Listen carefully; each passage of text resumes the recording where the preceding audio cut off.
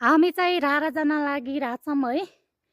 यो हाम्रो जुन 15 मिनेटको बाटो हामीले यसरी हिँड्न पर्छ।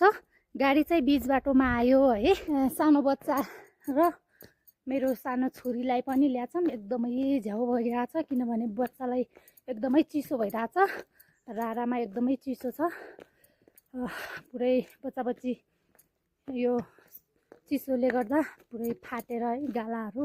मेरो पनि ओठ फाटिरहेछ। मैले चाहिँ बच्चा बोके यता सानो बच्चा बाबु मैले बोकेको छु भने ठुलो नानु चाहिँ बुढाले बोकेर त्यहाँसम्म गइजानु भयो। मलाई अलि हिँड्न गाह्रो भइरहेछ है। अब हेरौँ कस्तो छ रारा। यता साइड र यता साइड पुरै सल्लाहको रुखहरू छन् भने बिचमा मजाले ढुङ्गाको यो रोड जस्तो बाटो बनाएको रहेछ है। हामी अब 15 मिनेटमा माथि रारा तालनेर पुग्छौँ।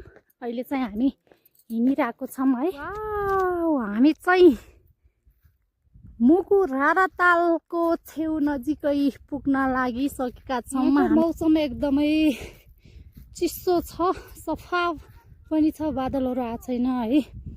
अनि एकदमै चिसो छ। त्यहाँ चाहिँ हिउँ परिरहेछ है।